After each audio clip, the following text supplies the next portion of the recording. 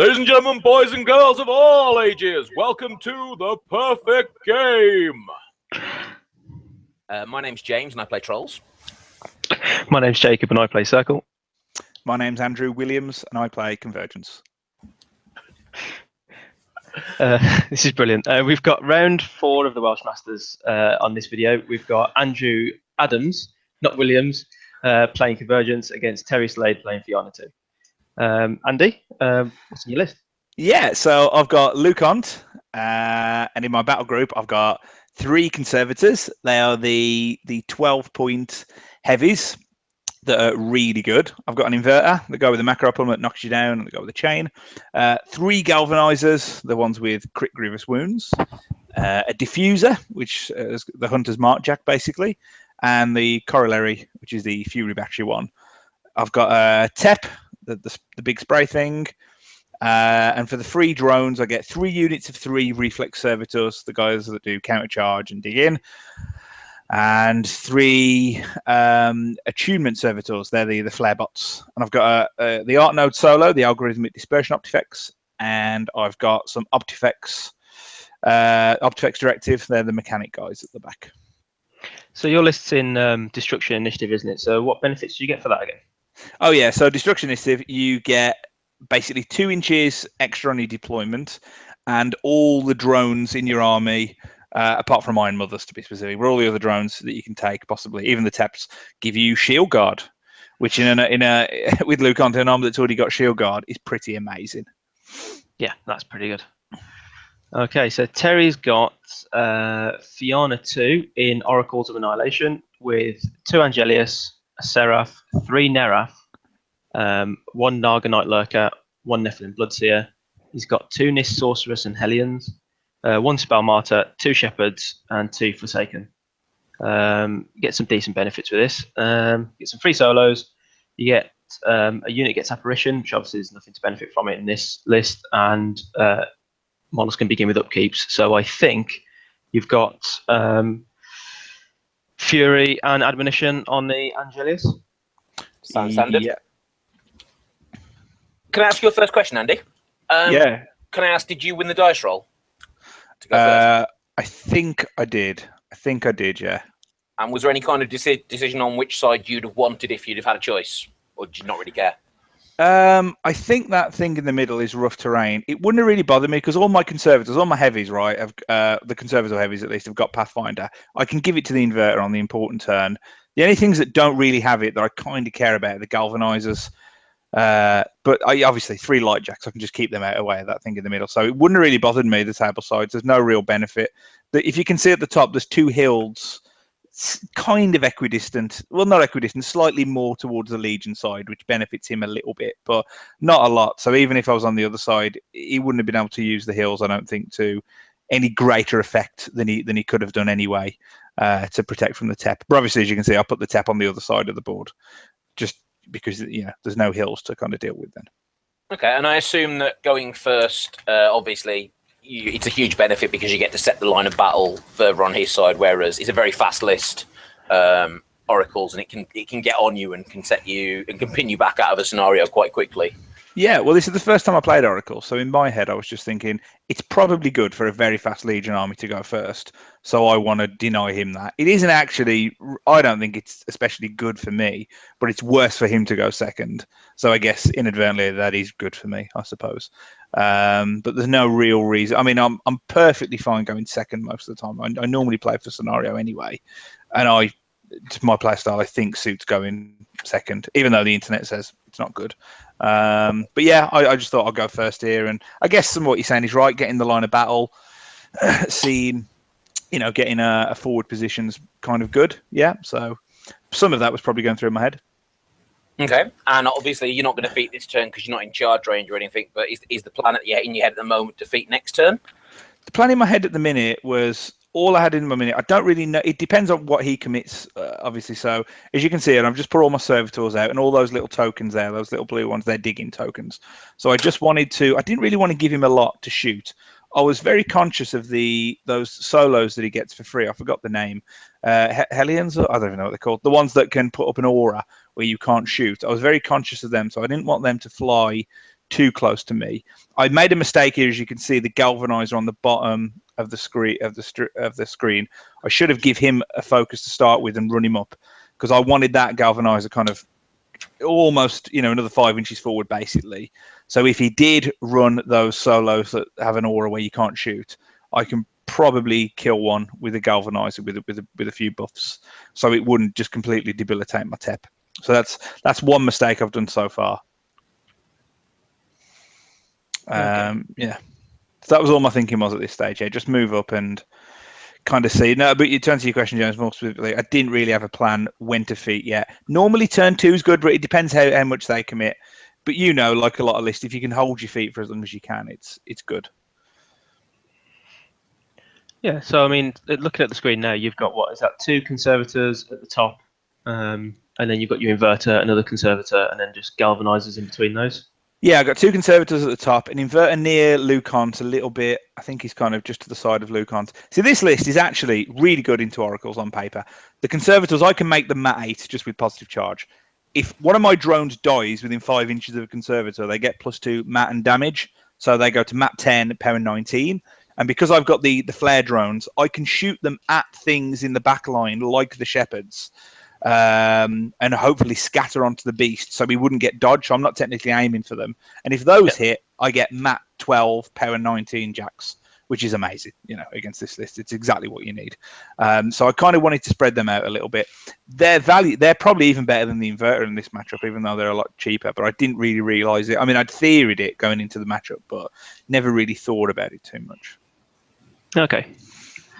So it looks like Terry's just kind of moving forwards. I mean, his threat range is fairly long on those Angelius and the Neraphs. 14. I think it's 14 on the Angelius from memory. Yeah, it's 7 to 10 with a charge, 2 for the reach, 2 for the slipstream, isn't it? And then it's usually 13 on the Neraph because they've only got a 1-inch melee.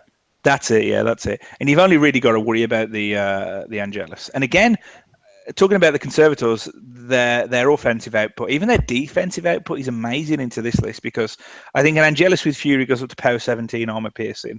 Well, my conservators on my feet turn, they get an extra +4 armor because of the feet. They get +2 armor because of the shields. So they start at base 18, so they get down to 9.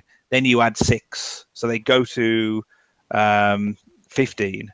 So even then, a Furied Angelus is only kind of dice +2. On my guys on feet turn, which isn't tremendous. So, all these things kind of stack up. Yeah, as I was kind of realizing this, that they are really good. So even on my feet turn, well, I mean, I guess it's standard. You probably wouldn't expect an armor 20, an armor 24 model to be killed on feet turn, but even the Angelises with Fury don't do that much to it on feet turn. So yeah, I was just positioning here. Well, I mean, I know I'm going to go in a minute, but just in a position where, is it my turn now? Yeah, I'm moving now. Your turn now. So I guess I'll talk you through my thought process here. So I know he out-threats me, so I know he's going to hit me first. I think I end up offering him 2 heavies to come in, one on the inverter and one on one of the conservators at the top. Thinking if he comes in, he's going to be, if he feats, he's going to be defense 17. So I need an 11 to hit him with my Watcher. It's boosted, so it's 50-50 if I hit him. And if I hit him, power 20 on armor, where are they? Armor 17? Boosted power 20s. It's probably going to do, what's that, about 14 damage on average, something like that, and take something out. So I was banking on needing a bit of luck, really, and hitting that Watcher attack and taking something important out. So to kind of, nullify the power of one of the Angelus. That's what I was thinking here. I spent quite a lot of time just figuring out exactly what to do, though. But that was my plan. My question would be, did you consider feating and basically just running at him, or walking up so that he's got to counter feat himself? I didn't consider doing that because I thought if I do that, and leave him in range of most of my stuff, he can, because if he counter feats on me, right? So if I feat now and then he comes in and hits me and then feats, the amount of stuff I might lose, I don't know. I didn't think that was a good idea to let it. I think the Legion list hits too hard for you to just say, come and have a go at me, hit me in the face. I think even on my feet turn, he can kill too much for that to be worth it. So I wanted him to go in, kind of commit, say 2, maybe 3 beasts to kill 2 or 3 of my heavies, and then I can kill them in return. And with the TEP, probably get an advantage then on the attrition because of how amazing Teps are when things are in lines. That's why, I always keep Teps on flanks. So again, here, I'm not sure exactly how or what I should be scared of. I mean, I've got an idea that it's only really the Angelus that do any damage. I think I was kind of right post-game, but I was quite conscious again of those solos that can stop me shooting. And those light war beasts that he's got that I think cast spells or allow people to charge for free. If you've got flight, I think they do. I didn't even know what they did before the game. I don't think I'd ever seen them before. So I was quite scared of them, trying to be aware. Yeah, it's the Sorceress and Hellion flying war beast in her command range can charge for free. And then he's got the Seraph, which has got the Slipstream, the 2-inch place, and then the Bloodseer can cast an animus of a friendly war beast with its command, so we can do a second Slipstream, effectively. Yeah. So again, my plan here was just to, again, once I actually finally execute it, like I said, is just push a few heavies up, manage threat ranges correctly, and maybe offer a few light jacks up as well. Let's see if he commits any heavies to try and kill them that might leave things open for me, and just see where I go from there. I have some retrospective thoughts, but we haven't got there yet, so it's probably not time for those yet. But I think my Convergence list, and any Convergence list, I think with Conservators and Teps, has a real good shot in 2 Oracles. It's not as scary as I thought. I mean, once you kill the Angelus, the power drops off an awful lot. It's just that one turn where you can't really hurt them too much. But again, I was mindful that if for some reason it ever came into play where he had Admonition near and I could get a Watcher on as well, maybe I could follow up with a Watcher because it's an Admonition's in advance and that would trigger my Watcher move, unlikely given that he'd probably be moving back, but that was something I was thinking of as well. And now I'm just putting all the drones, trying to put them in the right places where they're going to block charge lanes and need to be shot off, maybe to be killed, and just trying to just get in the way, really. And that's how I use the drones in most games, literally just to get in the way for a turn and force activations or force activation orders that aren't optimal to make it better for me the following turn when I counter attack. I like that you've committed the 2 heavies to the zone. Like there was a real worry when I was watching your turn there that I thought you weren't committing quite enough, and he was going to take the flag and clear the zone and go up 3-0 with feet up. But obviously you've covered that now with the 2 heavies either side of the objective. Yes, yeah. I was kind of conscious of that, and it's actually coming back to me now watching the game. I was definitely conscious not to feat this turn because, again, if I feat this turn, he just stands back and does nothing. He out-threats me by miles. So I was conscious not to feat this turn, and my plan, I think, was to feat turn 3. Yeah. So you said I put the feat token down there. I think in this there's another video of this where all our audio is recorded, but I think I said he said, "Oh, did you mean to feat?" And I didn't even think about it. I think I said, yeah, I think I did. But I'd already passed the clock over. So I said to myself, even if I did mean to do it, I've passed the clock now. It's a tournament. I'm not going to feat. That's crazy. Thanks for giving me that, allowance. But I just took it off. I was like, no, I can't feat, even if I wanted to. In hindsight, if I'd have thought about it, I didn't even want to anyway. But yeah. It's good mind games, though. It's like you've said, I've made a mistake. Maybe you can exploit it.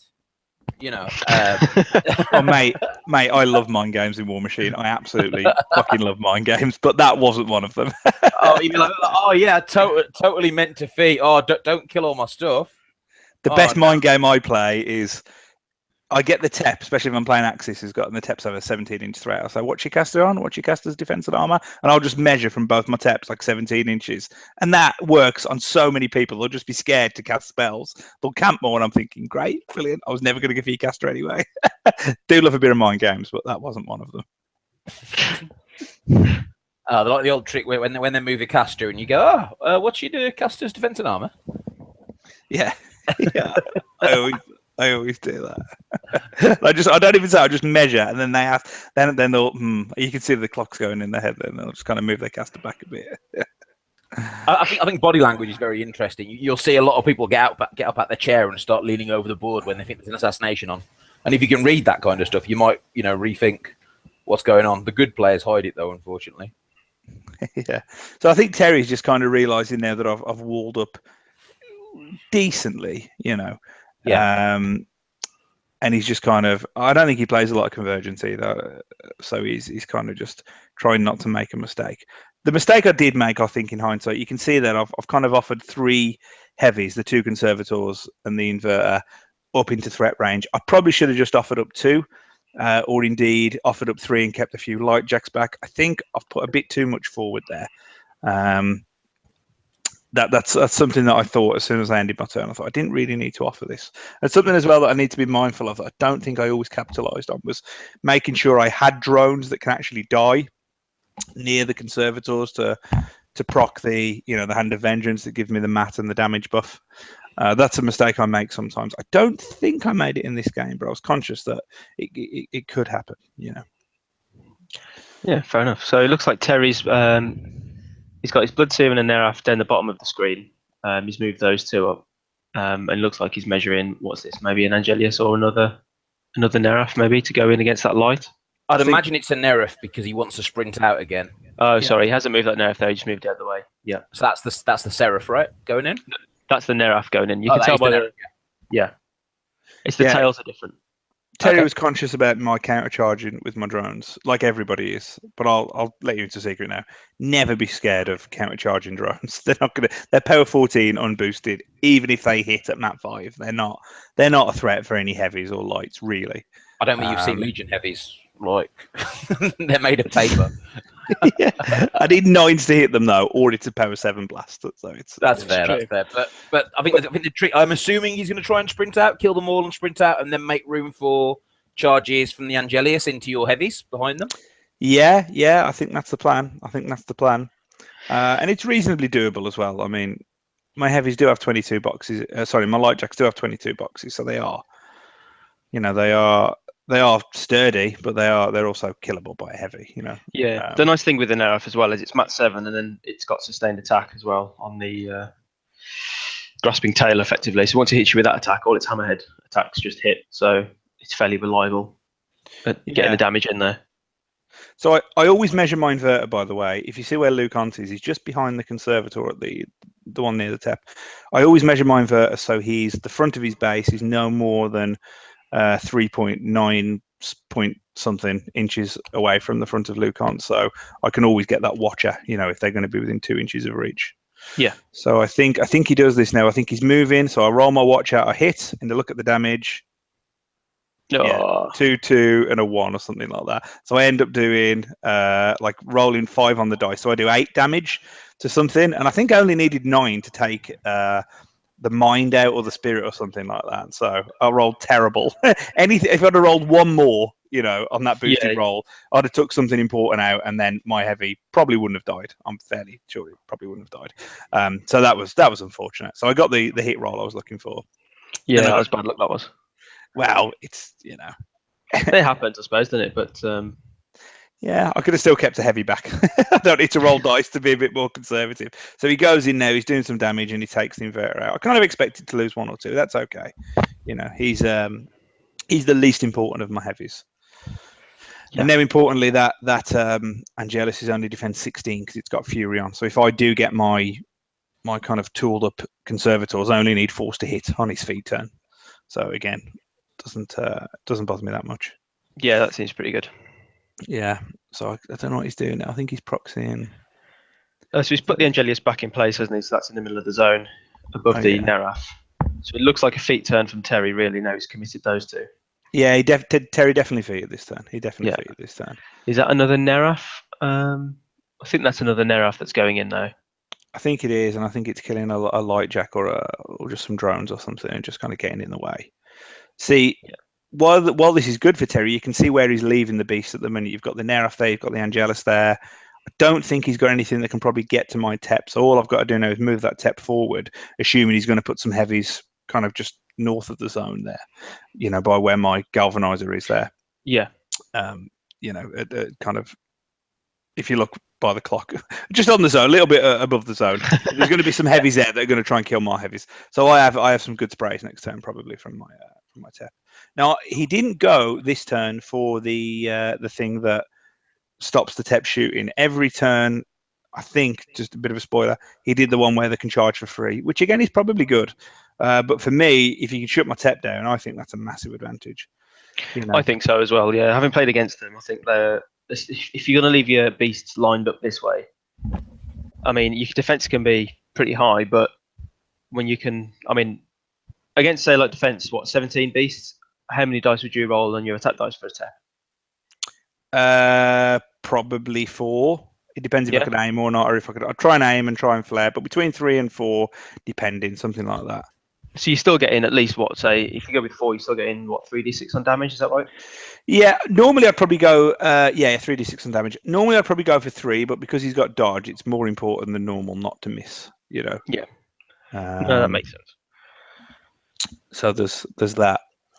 Interesting point with the sprays, actually. Are you aware that if you spray targeting something further back, so if you don't target the actual beast itself, you can't dodge? Really? Yes. Oh, yeah, that's right. Yeah. Because the actual feat says if you miss an attack targeting this.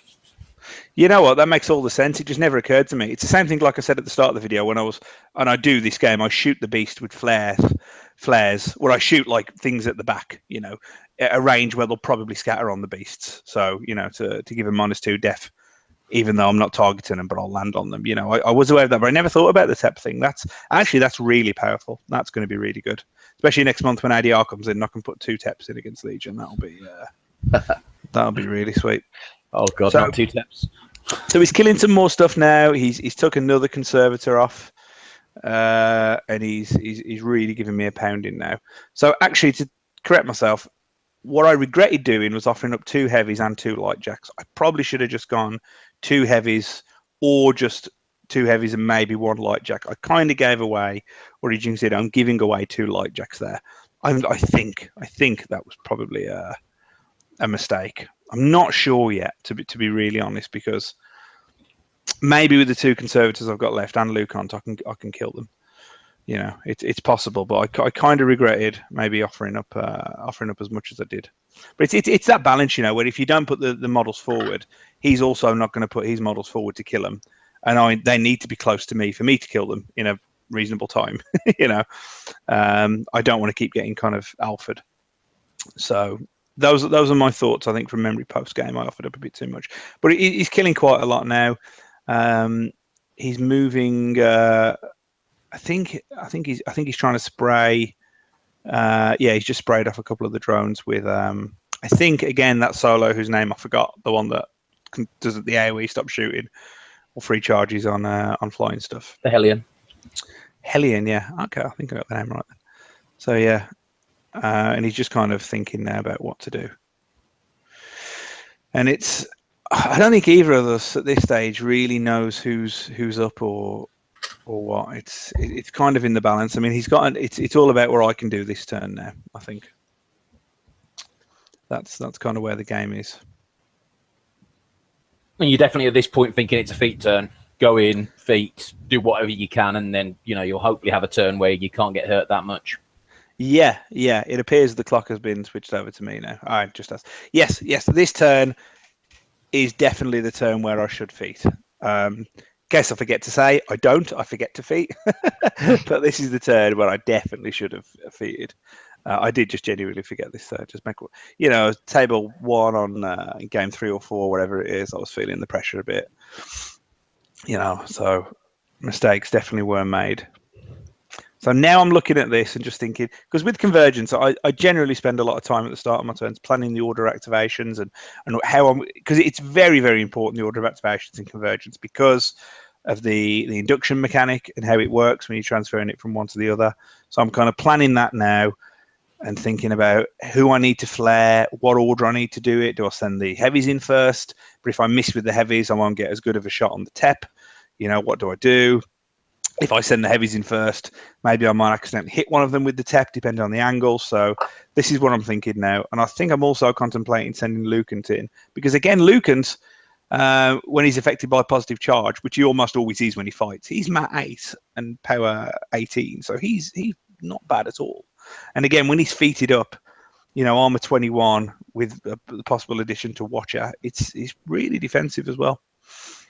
So this is my kind of deliberation now, which I generally do.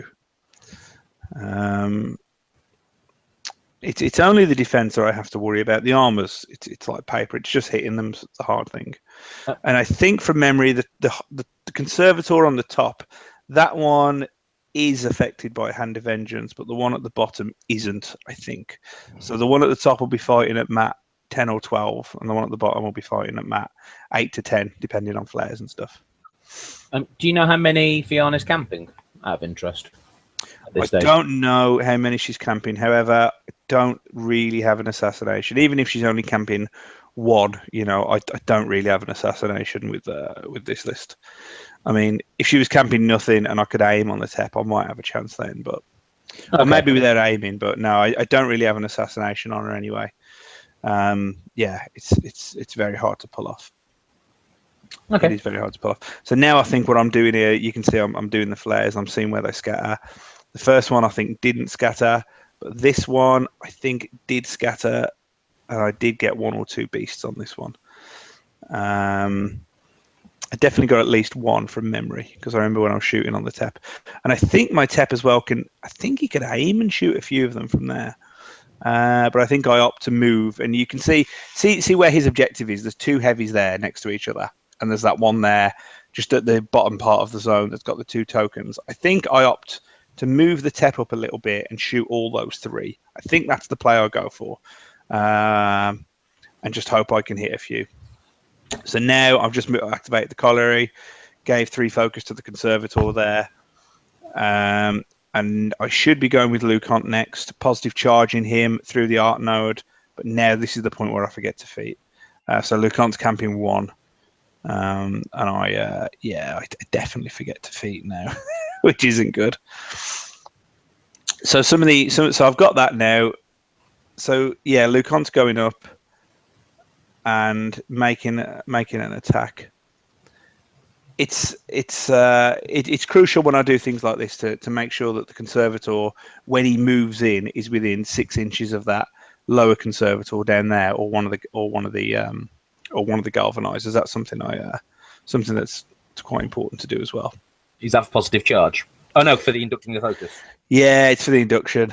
It is. It's for the induction. So so the conservator goes in now. Again, I think I'm needing just straight 5s to hit, or 5s to hit, I think. And I don't think I opt to boost any of them. So I hit the first one on a 7, and I just end up doing a lot of damage. I don't think I miss with this guy.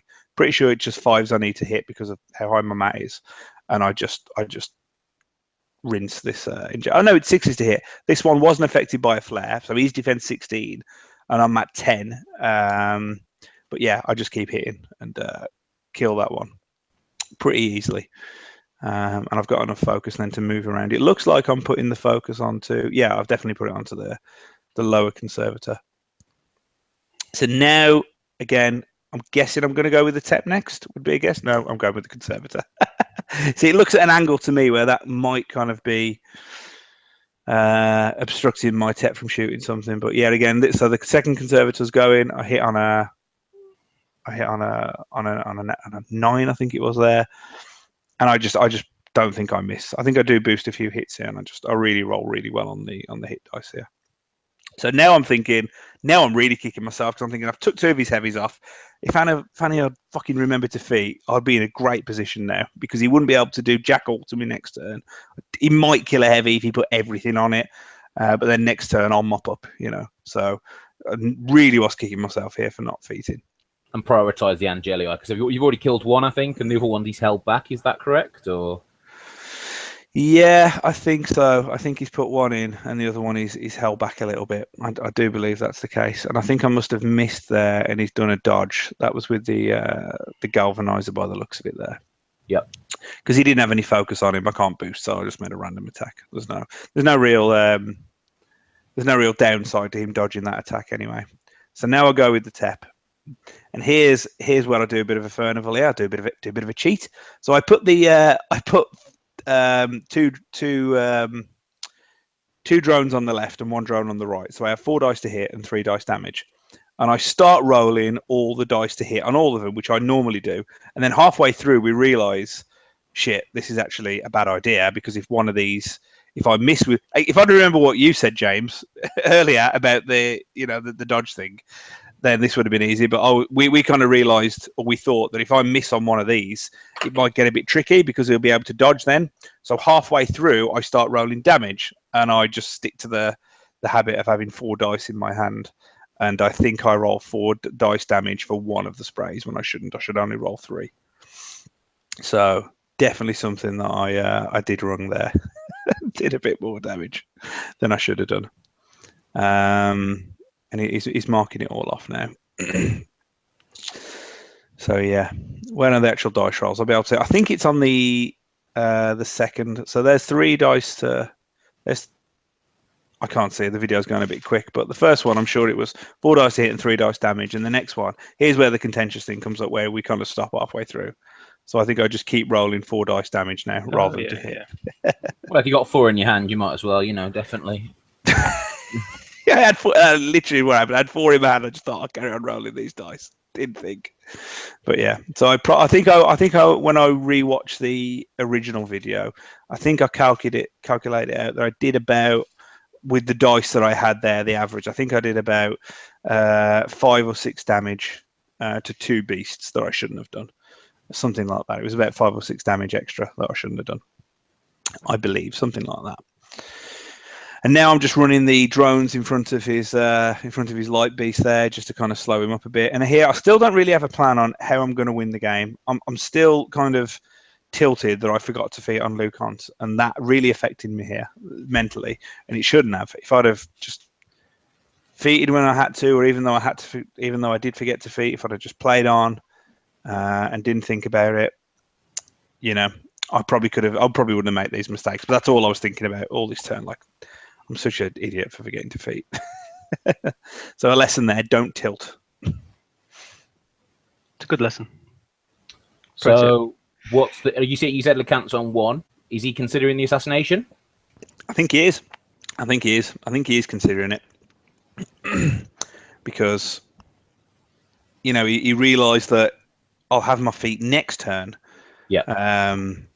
So I think he is considering it, definitely. But it's one of those things where he's kind of got the best of both worlds now. I mean, he's got some armor 20 jacks there that should really be armor 24, so he can get an attritional advantage, or he can try and kill a caster who's camping 1 with all those, all those flying heavies there. He's kind of got the best of both worlds. So I think from memory, he spends a bit too much time thinking about it when he could have gone for either plan, and it probably would have worked out if he'd committed. Interestingly as well, obviously your feet's especially good against the Angelii. Because you halve it and then you add 4, which they don't want to see at all. Yeah, it's like I was saying, even a Furied Angelus is only at dice +2 against my Conservators on my feet turn because of how they halve it and then you add the armor on, how that works. So, yeah. So again, he's taking a bit of time thinking about this now. What he probably should have done, if he could have done it, is go for the TEP. Normally, I say to people that as good as the TEP is, it's better to go for the Conservators or my heavies generally in games. And I do still believe that. But I think against Legion, especially considering how close everything is in the centre there, I can probably aim next turn and shoot some stuff when he doesn't have feet. So it is pretty important, I think, that he puts as much as he can in to kill the TEP. Because, again, an aiming TEP that with an extra dice to hit can just blow through armor 17 heavies fairly easily. So he doesn't do that. He goes for a mixture of heavies and my caster. But let's see how that works out for him. So there's a lot of time with us thinking here, and again, like I said, table 1, no one wants to make a mistake. Round 3 or 4, so we're quite on edge. So he's going in now. I think he's making some attacks on a galvanizer. He's sending 2 heavies in on a galvanizer. That feels that feels like a waste. I know what you mean. I think he wants it out the way, though. I think he's sending 2 heavies in, someone got dropped there. Yeah, maybe it was. Let's see. He's definitely sent 1 in and killed it. It probably would have been worth taking the free strike, I think, and just flying over the galvanizer and going for something else. So he sent 1 in to free up the other one so that he wouldn't take a free strike when he sends it deeper. That makes sense. Yeah. So he's going for my Conservator. He can't get in the back arc completely. So it looks like he's got Fury on as well. So still get the maximum armor. but he's going in now, and I don't think he's killed it. I think he's fell short a little bit. And so much of playing the Fyanna2 list is obviously swapping the Fury over when you're trying to crack armor like this. And so, like, if you're playing again, like, if you can target the Fury Beast, it's always the best one to go for, because then he'll only have one Fury Beast the next turn, if that makes sense. Yeah, definitely. And obviously they're easier to hit as well, aren't they? -1 defense. So absolutely, yeah. Few, so bit of Fury there, or Legionary, if you want to. I don't think the Legion players are complaining. I think they're more than happy with how the overall synergy of this list. So I'm trying to work out what he's doing now. So he hasn't moved anything since he went to attack that Conservator. He's measuring now that magical spell, like War Beast. Bloodseer? Bloodseer, there you go. Yeah. He's doing that as well. Can you guys check Terry's list? Did he have 2 Hellions in it, or just 1? He had 2, I think. Really? They usually only run 1. Now, because he had 2, here's probably a mistake he made. Because he had 2 and he went second, so we could see where my Tep was. I definitely think he should have dedicated 1 at least all game to just running near the Tep and just saying no shooting aura. Especially when he could see that I only had a little galvanizer there, on the side. I definitely think he should have done that. Yeah, the other one. The other one could have been like in the middle of where the rest of his beasts were, to give them all free charges or however that works. So he sent something else in there and he's killed my Conservator, and now I'm really like lamenting not feated. in fact, you're very much right. I mean, if on his feet turn, he'd have ran both of them at your Tep, like both Hellions. Yeah, definitely. He could have shut it down the whole game, or just run one near it and stop it shooting for a few turns. Will be worth the points, the free points, Again, he's taking some time now.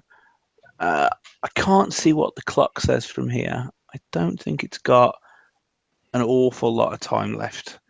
So he's moving up now, and I think he's just trying to put some more damage into that other Conservator there. See, that's another Hellion players. Yeah, it is. Yeah, so he's trying to get a spray there, I think, on the Tep and some of my other guys, but I think he's probably forgetting that I've got Sackborn on the Tep. It looks like he's trying. He looks like he's trying to spray the Servitus so that he can take another shot later on in the turn. Yeah, I think from memory, he was trying to spray it so he could get the Tep and the other guys. I think he was aiming for the Galvanizer or something. So he could get all of them. Kill the Servitus first, and then you roll your last damage dice on the onto the Tep, and it can't sack one anymore because they're all dead. I think so, but I don't think he was mindful of how that all interacts together. And again, I believe I can't see from the back of Lucant because he's obscured by the Tep. I think I have deflection up at this stage as well, which would make the Tep armor 21. So, and then obviously he's going to be armor 23 minimum next turn. So, it's probably not worth spraying the Tep anyway, really, unless he was going to kill it. That's fair. If he doesn't kill it this turn, he's not killing it next turn. Because what he'll have left, probably won't do a lot. So again, he's sending some more stuff in now. He's doing a bit of damage to the Tep by the looks of it. Looks like he's got to about half health, a bit more than that. So he's definitely done some damage to it, and I think he's come up a point short or something like that. He should have been rolling extra dice on his damage rolls. That'd have helped. I'm only kidding. I hear it helps. So I'm interested with that Bloodseer. I don't suppose he's in 10 of Lucant, is he? He's not arcane suppressioning you. No, he didn't do that. He didn't do that. I'm not sure why. There's probably some sort of good reason for it, but he didn't do that. Another reason he might have slipstreamed something because he can cast. Yeah, from memory again. Yeah, I think he was slipstreaming stuff. Yeah, that's what he was using. Arcane suppression. It's double to cast a spell, or just double to upkeep? Double to upkeep, is it? Double to upkeep and cost of spells is increased by 1. Yep. So if he would have been thinking that, don't know if it would have done him that good, because I don't think I upkeep Watcher this turn, because once my Inverter's dead, the value of Watcher I think falls off quite a lot. With the way Heavy's working Convergence, insofar as a lot of your damage buffs come from in your turn, like the Hand of Vengeance and Positive Charge and things like that. So, actually, I think Hand of Vengeance might be a round. But either way, I don't think I'll be able to get more than a power 17 hit at mat 8 or mat 6, wherever it is. So it's not so good. So if that was on his mind, it wouldn't have done him a lot of good, because I would just not keep Watcher anyway, and I'd just move Lucant back a little bit if I did cast a spell. Interesting. So are you looking at? You've got no heavies left, is that right? No, I have one heavy in front of the tep. Okay. I have a corollary there, and I have Lucant behind the tep, and he has a lot of damage beasts there. That one that's near the tep, I think, is fairly damaged. And the ones in that rough terrain stuff there, I think they're reasonably damaged. And you've got a galvanizer, right? I think I do have a galvanizer. I can't see it at the minute. He might have killed it. What's I do. Yeah, sure. I do have one near the tep. Yeah, I do. So what I'm thinking here is now I want the tep to aim. So Lucant's going to go in and make some attacks on that flying thing in front of the tep, the Neraf, wherever it is. Because if that's dead first, the tep can aim, and then it's happy days, you know. Is this Lucant or is this Madrak too? What is he? He's so far up the board, like making attacks on Legion beasts. This is phenomenal to see. You can against anything but Mountain Kings and crazy things like that. You can play Lucant really far forward, because he doesn't die to a lot of stuff other than like Butcher and crazy power things. He doesn't die that much. So I'm doing the damage as well. Yeah, I think from memory, again, we'll see very shortly, but I think I come up like a point short of killing him with Lucant and rely on the Galvanizer in the back to do the last point of damage or something like that. And now you see, now I'm asking where the arc was. I was going to go in the back.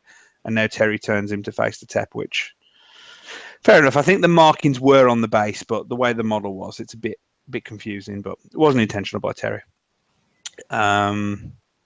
So yeah, I think now I need the one. I think I've cast positive charge on the Conservator in Lucant's activation. So if I get that Galvanizer within an inch, basically, of the base of that heavy, then yeah, he'll probably die if I charge him and hit him with the Conservator with the Galvanizer. But now I'm just spraying. I'm just trying to get some flares. I can aim for them now, because even if I miss, I don't. You know, it doesn't matter.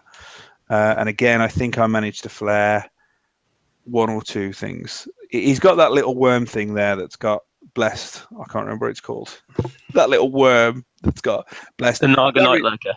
That's the one, yeah. I don't really care about that, because it doesn't really do a lot to me.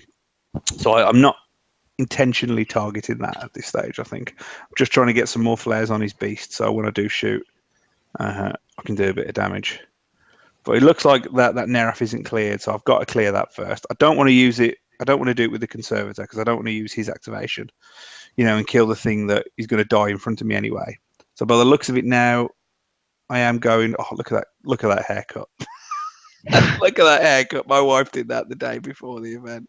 Fucking tragedy. So yeah, now I'm just doing a bit of doing a few. No, I am attacking him in the back now, and I think I do enough. Do I do enough to kill him? No, I guess I don't. I guess I don't. So he's still there. I think I might have left him on a box or something like that. So now I just have to bite the bullet. I can't aim, but I'm going to put 1 dice to hit and 2 dice on damage. So if they're flared, I need, they're going into defense 12. If they're flared, I'm only needing 7s to hit. And if they're not, I'm needing 9s. And I think I hit them all the time here, as you can see, with those hits. So the first throw, I hit them a lot. So I hit 3. And here are the damage rolls now, again, really high from memory. They seem to be quite good. Yeah, and that'll just do the beasts in. And again, Teps are great in this matchup, especially with the angles where Legion beasts tend to be from the games I've saw. They all kind of tend to be kind of congregated in the middle.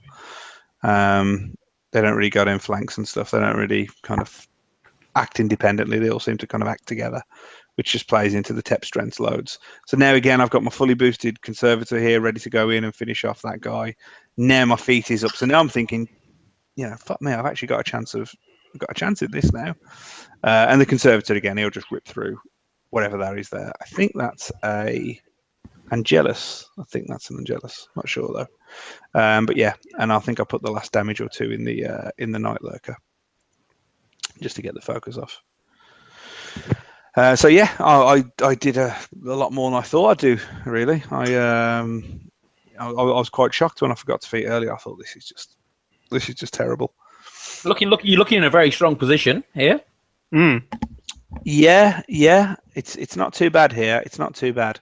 I do still upkeep Watcher. Interestingly, I don't know why. I don't know why I'd do that. I think he did attack Lucant with something, or maybe not. No, maybe he hasn't attacked Lucant. Maybe he hasn't attacked Lucant. Yeah, I might be giving spoilers away, but yeah, I do keep Watcher by the looks of it. Yeah. So it looks like Terry's got Neraf with Fury on it, I think.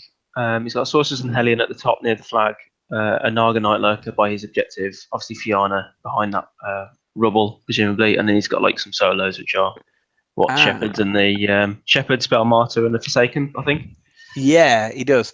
What he's going for now, he's looking at his caster, he's looking for an assassination on Lucant, because I learned as well this game that Fyanna's got a 4-inch reach. Didn't even know that. So he's looking at seeing what he could do for an assassination. He knows I've got Watcher, so he's mindful of either the free strike from my Conservator on the way in, and then, you know, the Watcher move, smashing him in the back.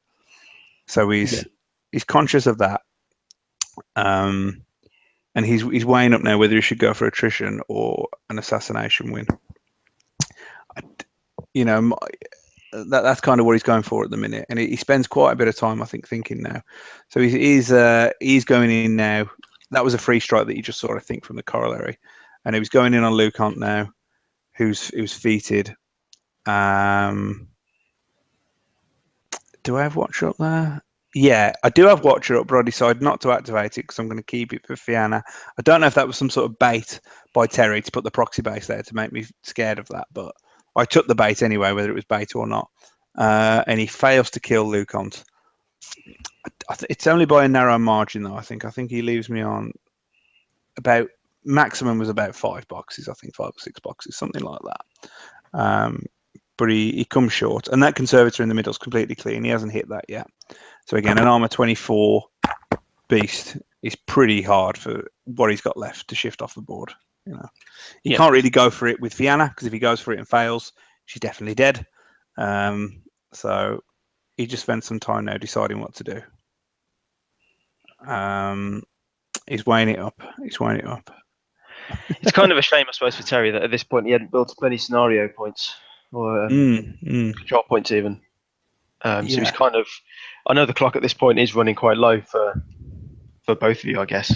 Well, I'll say it now in case I forget. There's something here where the clock switches to me now, I think, when he does a Watcher move, and I do the Watcher move when I decide to do it, and I have it on my time for 4 minutes, which proves to be absolutely crucial.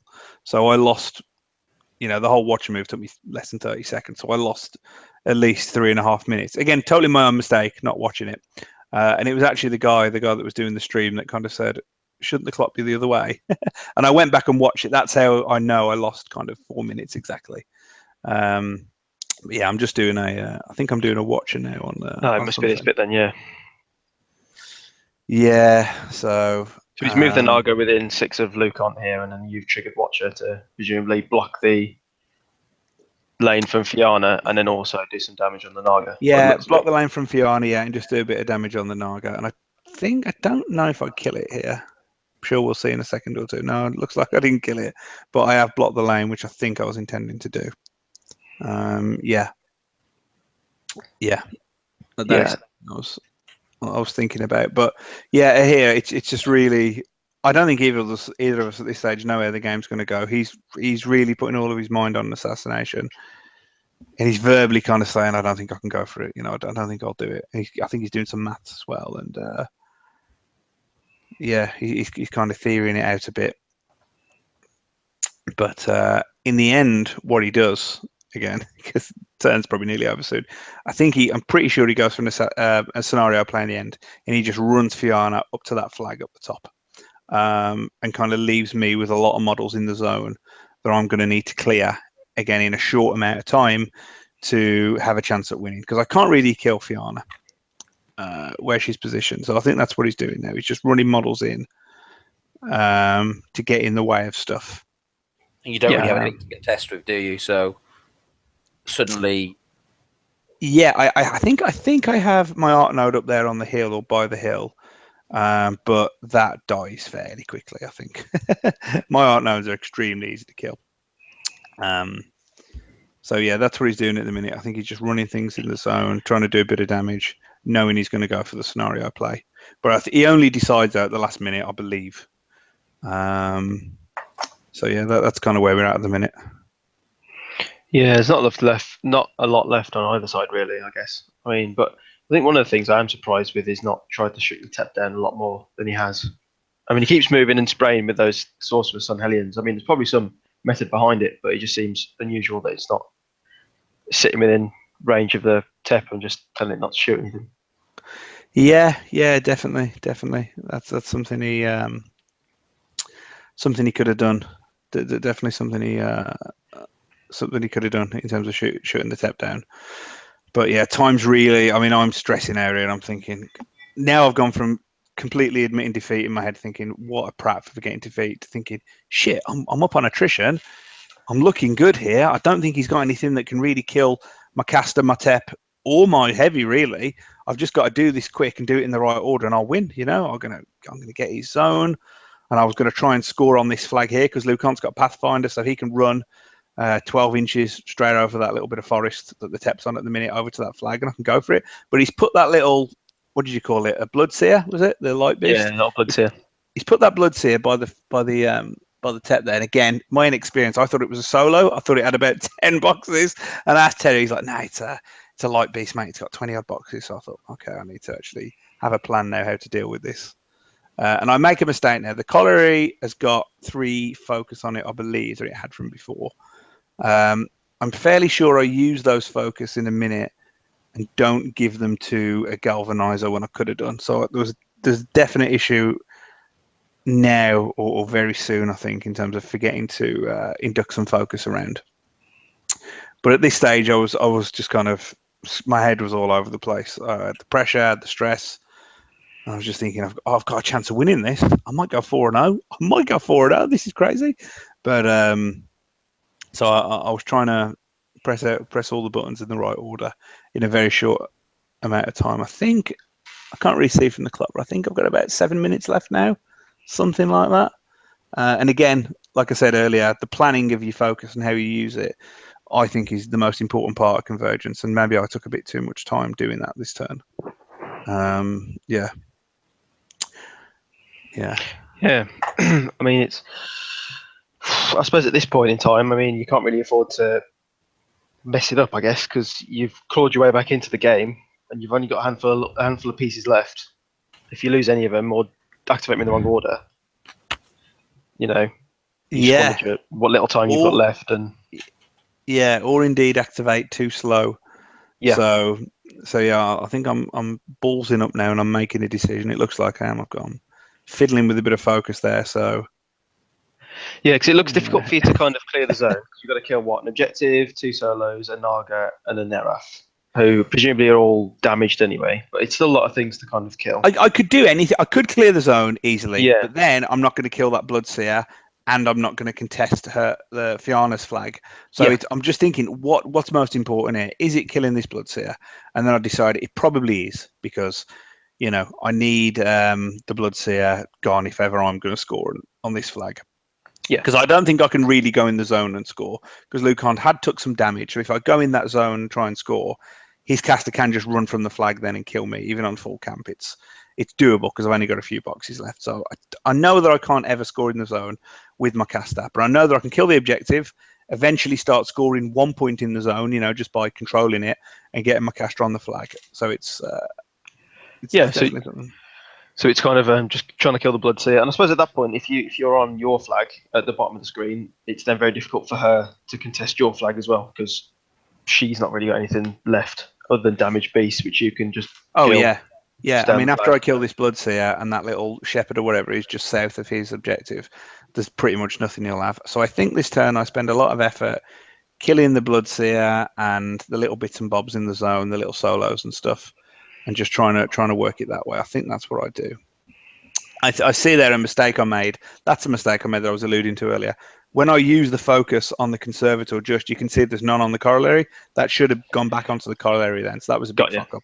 So next turn I'd start with 3 focus, and I could just, I wouldn't have to think about how am I going to allocate all this with Lucant. So that was actually quite a really big mistake I made there. Not just throwing the focus away rather than giving it to the colliery. Oh, I see. So the Bloodseer is dead. Lucant's in my zone a little bit, and again he's proxying his caster now. No, he's not. No, he's not. He's proxying a shepherd or something, I think. It's a Forsaken. It can do a little blight bomb whatever. where it explodes and does damage depending on how much fury or focus you've got on you. So you've not contested his flag this turn, have you? I know you No, have so- with your art node, or did that die? I think it's dead now, so I think he's on 2 now. I think he's on. Okay. I believe he's on 2. And you're still obviously on 0. Or he'll be on 2 at the end of this turn. And I Yep. think the next turn I was planning on, because I knew at the end of this turn he'd go on 3, but then I was thinking after this he probably won't score again, because if he kills my corollary, I'm just going to run the conservator over to his flag and contest. If he comes in to do anything else, I'll just run the corollary over there to contest, and I'll be able to contest quick enough for me to kill his objective and start scoring on both my flag, and the zone to overtake him. You know, he just doesn't have the models to stop that. Yeah. So he's rolling some dice now. I think he's trying to kill the corollary. I think that's what he's trying to do. Not overly sure, but I think that's what he's doing now. Or he's attempting to, at least. And again, he doesn't have a lot of time, but he knows he'll score now. But I think he's still got a bit more time than I have.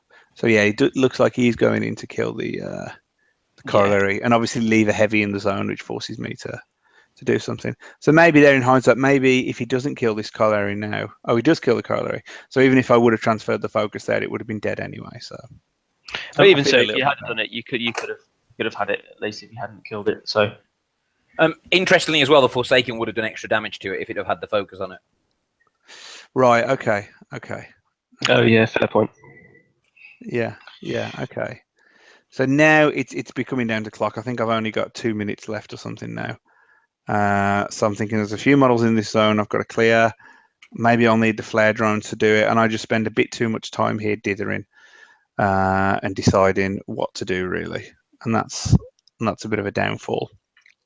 Again, if I would have had the 3 minutes 30 that I lost myself, I probably would have been able to make better decisions or do this in a better order or something. But alas, it didn't happen. So Lucant's going in there. He's just killed that little solo there, and the Conservator is going to go in and kill that Hellion and that other model there, I believe, that's contesting.